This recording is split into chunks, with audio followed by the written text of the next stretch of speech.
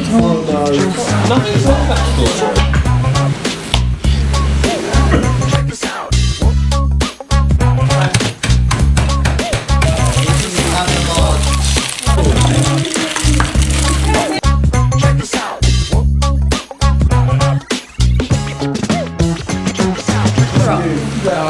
That's it, well done.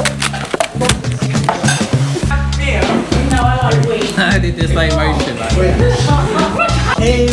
Christian, so it's nearly coming right.